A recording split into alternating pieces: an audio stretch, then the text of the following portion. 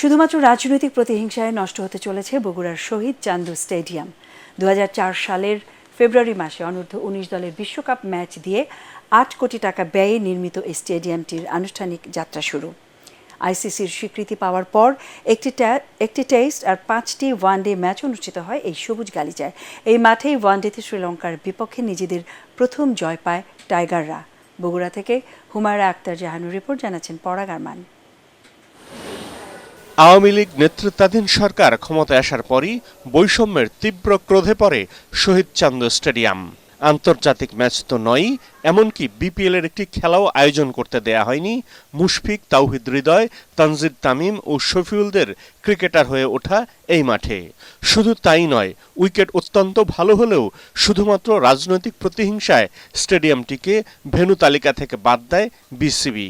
আওয়ামী লীগ সরকার ক্ষমতায় থাকার কারণে বগুড়াকে সবচেয়ে অবহেলিত একটা জেলায় পরিণত করে এখানে সর্বোচ্চ রকমের অসহযোগিতা করেছিল এই সরকার।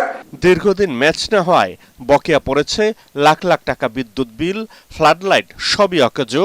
অযত্ন অবহেলায় খেলার উপযুক্ততা হারিয়েছে আউটফিল্ড ও পিচ।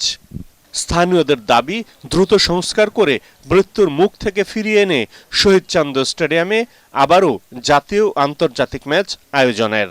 এখান থেকে আসলে বাংলাদেশ প্রথম জয়টা আসলে ছিনিয়ে নেয়। আন্তর্জাতিক স্টেডিয়াম ঠিক আছে, কিন্তু এইভাবে আমাদের কোনো এখানে সুযোগ সুবিধা নেই।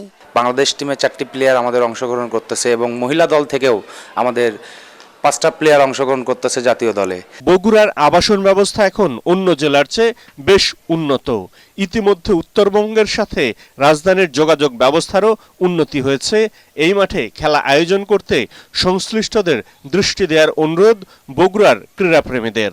বগুড়ায় যে 5টা পিচ আছে ক্রিকেট ম্যাচের, এই পিচগুলিকে আমরা বাউন্স উইকেট করা হয়। বাউন্স উইকেট করার কারণে এই মাঠে যারা খেলে তারা মোটামুটি আন্তর্জাতিক ম্যাচ খেলার জন্য প্রস্তুত হয়ে যায়। যেখানে আরাফাত রহমানের স্বপ্ন ছিল বগুড়াকে একটা একাডেমি করার, মানে ন্যাশনাল টিম যেন এখানে একটা এসে 1 মাস 2 মাস থেকে এখানে প্র্যাকটিস করে এবং তারা যেন ভালোভাবে খেলতে পারে, এই জন্য স্বপ্ন ছিল। কিন্তু পরবর্তীতে রাজনৈতিক বৈষম্য শিকার হয়ে আজকে বগুড়া আন্তর্জাতিক স্টেডিয়াম অবহেলিত পড়ে আছে। 18,000 দর্শক ধারণ ক্ষমতার এই মাঠে আবারও আন্তর্জাতিক ম্যাচ আয়োজন হবে, সেই স্বপ্নে এখন বিভোর বগুড়াবাসী। পরাগ আরমান, এটিএন বাংলা।